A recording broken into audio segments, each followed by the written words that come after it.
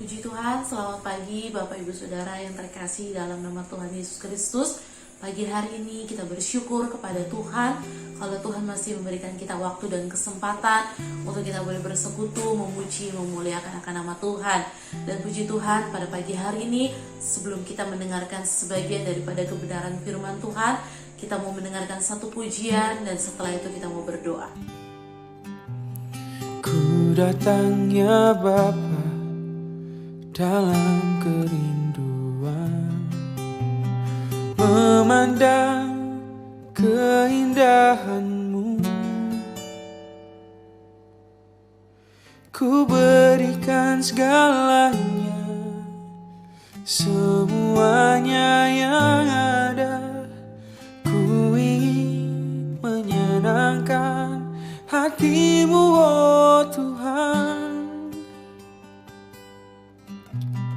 Ku datang ya Bapa dalam kerinduan, memandang keindahan-Mu. Ku berikan segalanya, semuanya yang ada. Ku ingin menyenangkan hati-Mu, oh Tuhan. Jadikan aku indah yang Kau pandang mulia, seturut karya-Mu di dalam hidupku. Ajarku berharap hanya kepada-Mu, taat dan setia kepadamu, Tuhan.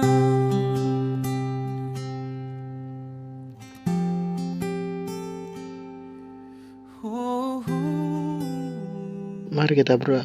Tuhan, terima kasih untuk hari ini Tuhan. Kami telah memuji dan meninggikan nama-Mu Tuhan. Tiba waktunya untuk kami mendengarkan sebagian dari firman-Mu Tuhan. Tolong berkati yang bertugas menyampaikan firman Tuhan. Tolong dari bibir mulutnya hanya keluar firman-Mu saja Tuhan. Juga tolong berkati kami, bantu kami, siapkan hati kami, tanah hati kami yang terbaik Tuhan, supaya firman ini dapat kami tangkap dan merema dalam hati kami Tuhan. Terima kasih Tuhan, kami siapkan hati kami memulai pemberitaan firman Tuhan. Dalam nama Tuhan Yesus, haleluya, amin. Puji Tuhan, Bapak Ibu Saudara yang terkasih dalam nama Tuhan Yesus Kristus, sidang jemaat Tuhan yang ada di GSPDI Philadelphia Sleman. Dan pada pagi hari ini kita bersyukur kepada Tuhan kalau Tuhan Yesus itu sungguh baik, sangat baik, teramat baik dalam setiap kehidupan kita. Dan waktu yang Tuhan berikan dalam setiap kehidupan kita untuk kita masih boleh beribadah, kita masih boleh bersekutu dengan Tuhan, itu adalah sesuatu yang sangat luar biasa yang Tuhan masih berikan dalam setiap kehidupan kita. Sekalipun Tuhan masih izinkan kita beribadah secara online, tapi saya percaya itu tidak mengurangi sukacita kita untuk kita menikmati hadirat Tuhan, untuk kita menikmati lawatan Tuhan di rumah kita masing-masing. Ketika kita rindu datang untuk bersekutu, mempersiapkan yang terbaik untuk Tuhan, saya percaya pada pagi hari ini kita semua diberkati oleh Tuhan. Puji Tuhan, firman Tuhan pada pagi hari ini, Bapak Ibu Saudara yang terkasih, saya berikan judul atau tema yaitu adalah sesuai dengan Tuhan. Puji Tuhan.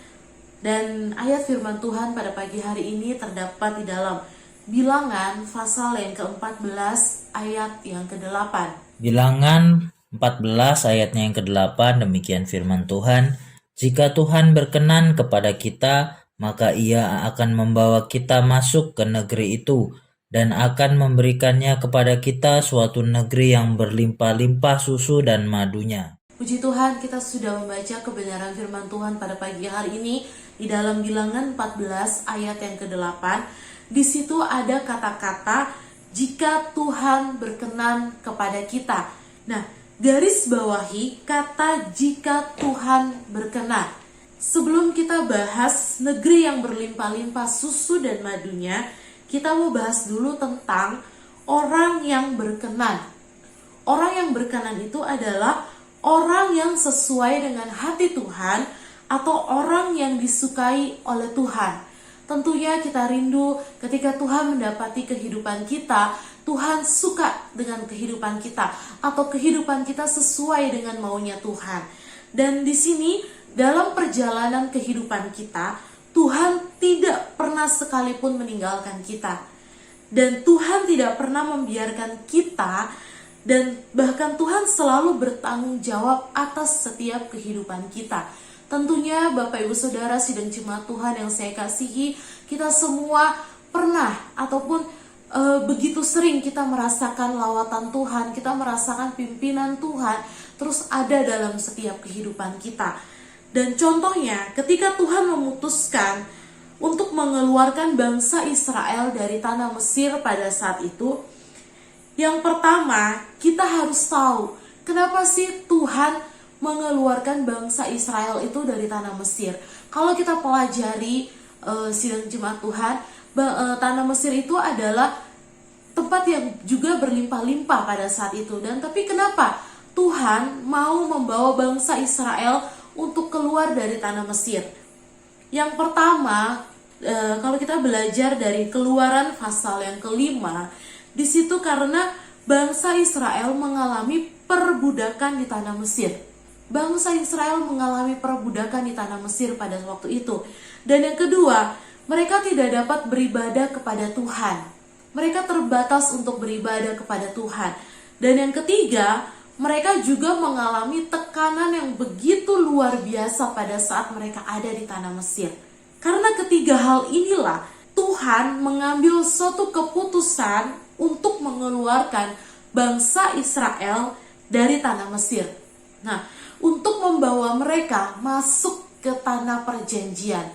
Yang firman Tuhan catat adalah tanah perjanjian yang Tuhan siapkan pada saat itu adalah tempat yang berlimpah-limpah. Tempat yang berlimpah-limpah susu dan madunya. Nah, yang kedua, firman Tuhan katakan orang yang masuk di dalam tanah perjanjian adalah orang yang hidupnya berkenan kepada Tuhan. Berkenan kepada Tuhan. Musa saja kita tahu pada saat itu Tuhan percayakan Musa untuk memimpin bangsa Israel pada saat itu. Dan Tuhan juga tidak izinkan untuk Musa masuk dalam tanah perjanjian. Kita lihat ayatnya di dalam Ulangan pasal yang ke-34 ayat yang keempat. Ulangan pasal 34 ayat yang keempat, demikian firman Tuhan. Dan berfirmanlah Tuhan kepadanya, inilah negeri yang kujanjikan dengan sumpah kepada Abraham, Ishak dan Yakub. Demikian, kepada keturunanmu lah akan kuberikan negeri itu. Aku mengizinkan engkau melihatnya dengan matamu sendiri, tetapi engkau tidak akan menyeberang ke sana. Puji Tuhan. Di dalam Ulangan pasal yang ke-34 ayat yang keempat dikatakan oleh firman Tuhan, Musa pada saat itu hanya Tuhan izinkan untuk melihat. Ini loh keadaan tanah perjanjian. Ini loh keadaan tanah yang dijanjikan untuk bangsa Israel. Dan Tuhan hanya mengizinkan untuk Musa hanya sampai melihat. Musa tidak masuk dalam tanah perjanjian pada waktu itu. Dan kita tahu bahwa tidak mudah untuk masuk di dalam tanah perjanjian. Ada begitu banyak hal yang harus dialami oleh bangsa Israel. Harus ada hal-hal yang dialami oleh bangsa Israel. Tapi kalau kita pelajari Bapak Ibu Saudara daripada kebenaran firman Tuhan, kalau bangsa Israel ketika Tuhan izinkan dia keluar, mereka keluar dari tanah Mesir untuk menuju tanah perjanjian, yaitu adalah tanah Kanaan, mereka mengalami suatu pemeliharaan Tuhan yang ajaib. Mereka mengalami suatu penyertaan Tuhan yang begitu luar biasa. Bahkan ketika mereka ada di padang gurun, Tuhan tidak pernah sekalipun membiarkan bangsa Israel pada saat itu. Tapi bangsa Israel mengalami sesuatu yang baik daripada Tuhan. Mereka terus hidup dengan pemberontakan. Bahkan mereka terus hidup dengan persungutan. Mereka tidak mengucap syukur kepada Tuhan. Dan untuk itu Bapak Ibu Saudara yang terkasih, apapun yang kita alami hari-hari ini, apapun yang kita rasakan hari-hari ini, mari Jangan ada persungutan dalam kehidupan kita. Kita mau terus belajar untuk hidup berkenan di hadapan Tuhan. Karena apa? Tuhan sudah persiapkan kita untuk kita masuk dalam tanah perjanjian itu. Dan kita mau lihat yang ketiga, orang yang berkenan kepada Tuhan, orang yang seperti apa? Kita mau belajar yang pertama, orang yang berkenan kepada Tuhan adalah orang yang tidak berontak. Pemberontak di sini artinya adalah orang yang suka melawan atau orang yang suka menentang. Yang kedua, orang yang berkenan kepada Tuhan itu adalah orang yang mau mengikuti atau mentaati setiap peraturan Tuhan. Yang ketiga, orang yang berkenan itu adalah orang yang terus mau belajar. Orang yang terus mau belajar. Yang keempat adalah orang yang mampu untuk bersyukur dalam segala hal. Dan yang kelima, orang yang mampu mengikuti teladan. Siapa teladan kita? Tentunya Tuhan Yesus Kristus yang hadir dalam setiap kehidupan kita. Tentunya lewat situasi hari-hari ini, lewat keadaan kita hari-hari ini, mungkin kita rindu untuk beribadah, kita rindu untuk bersekutu dengan rekan-rekan yang lain. Tapi karena adanya wabah virus COVID-19 ini, kita terbatas untuk kita beribadah.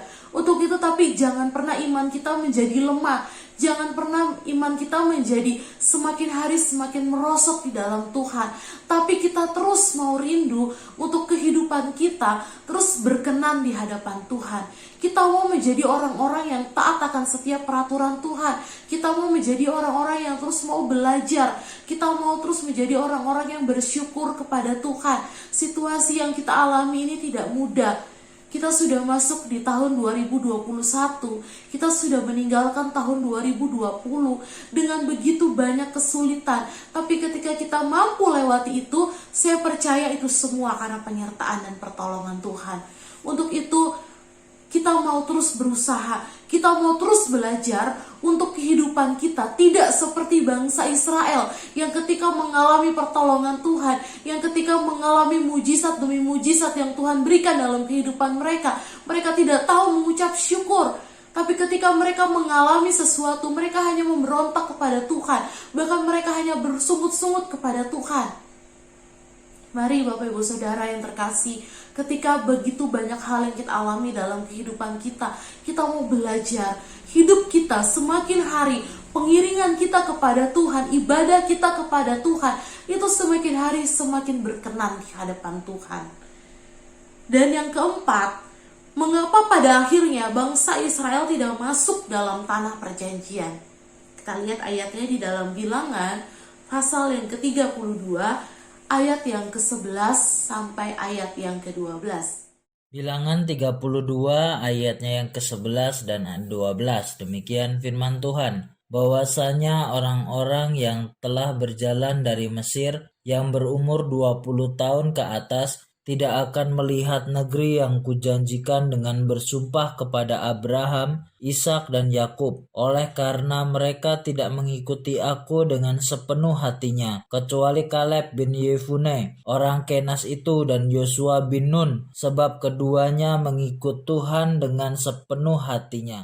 Dicatat di dalam Bilangan 32 ayat yang ke-11 sampai ayat yang ke-12, kenapa bangsa Israel pada akhirnya tidak masuk, hanya sebagian yang masuk ke dalam tanah perjanjian? Karena firman Tuhan mencatat bahwa mereka tidak mengikut Tuhan dengan sepenuh hati mereka.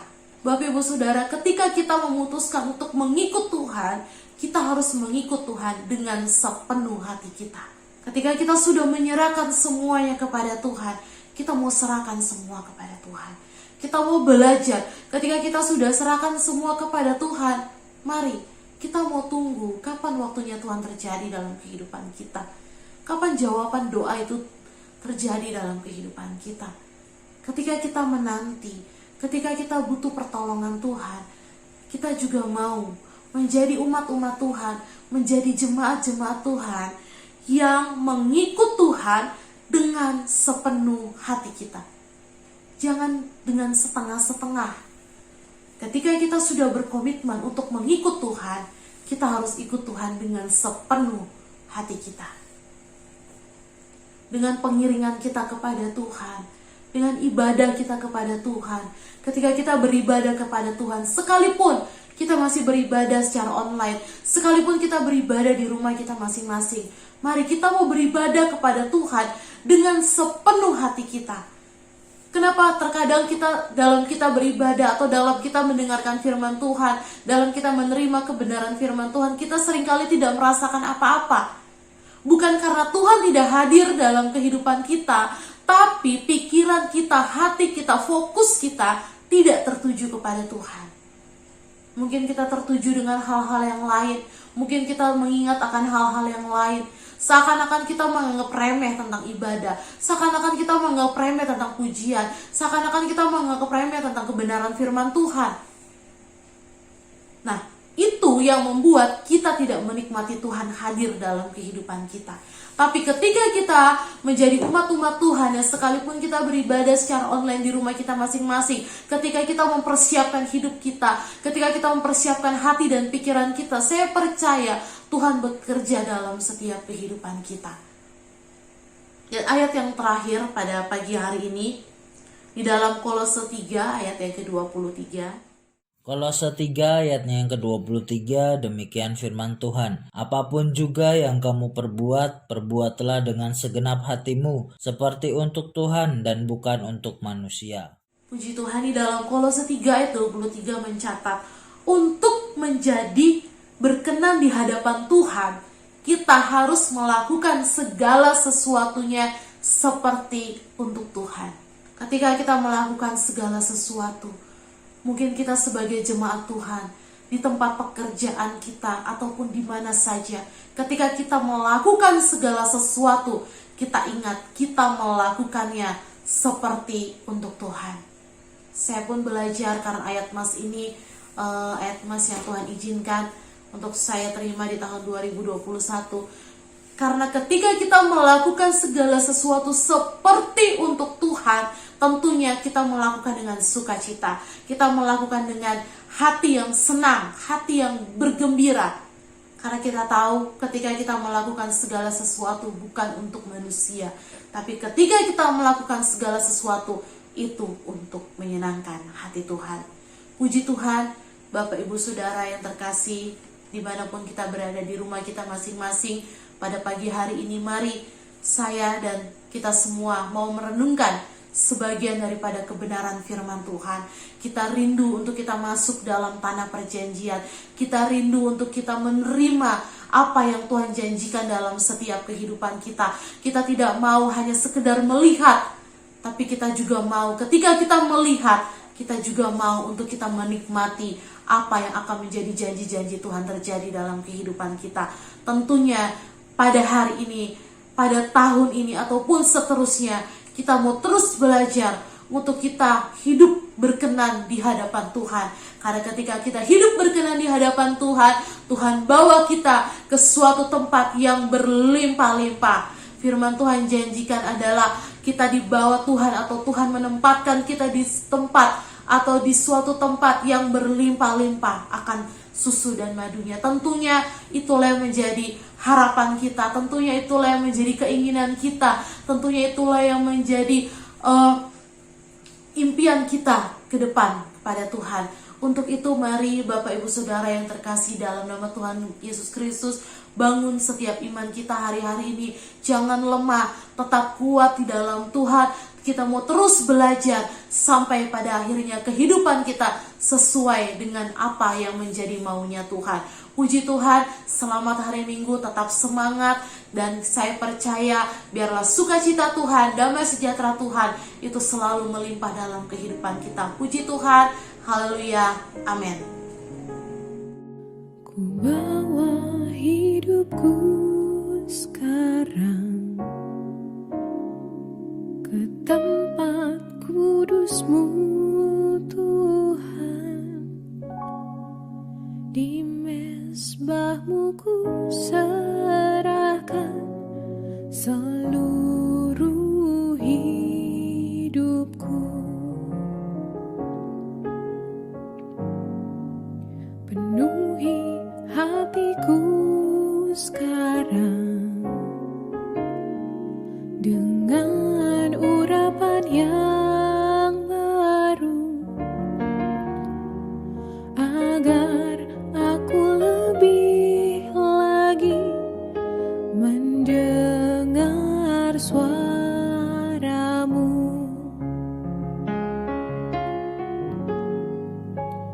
Jadikan aku Tuhan rumah doamu, agar semua suku bangsa datang menyembahmu. Jadikan aku Tuhan rumah doamu, agar semua suku bangsa datang menyembahmu. Ku bawa hidupku sekarang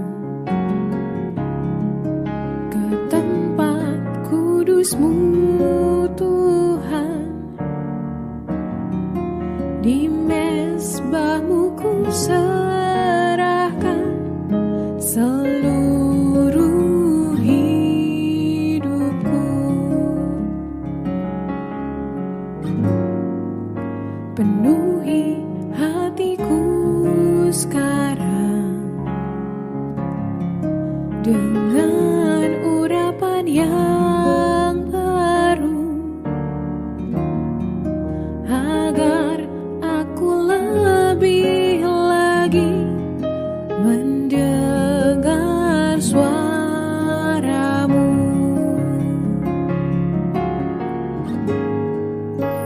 Jadikan aku Tuhan rumah doamu, agar semua suku bangsa datang menyembah-Mu. Kami bersyukur kepada Engkau ya Tuhan, yang kami tahu pasti penyertaan-Mu menjadi bahagian kami. Setelah melewati pergumulan yang panjang di tahun 2020, kami boleh mengawali tahun 2021 ini. Dan yang kami tahu, Tuhanlah menjadi penolong kami, menggembalakan hidup kami untuk mengawali bahkan sampai seterusnya di tahun 2021 ini. Kami aman dalam perlindungan Tuhan.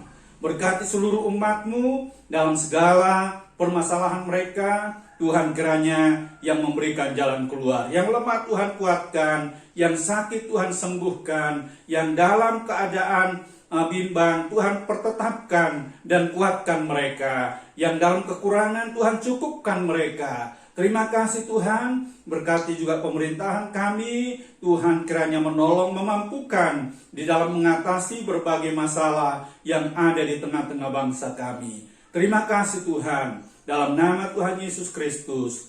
Dan Bapa, kedamkanlah tangan-Mu, turunkanlah kiranya berkat-Mu atas kami sekalian.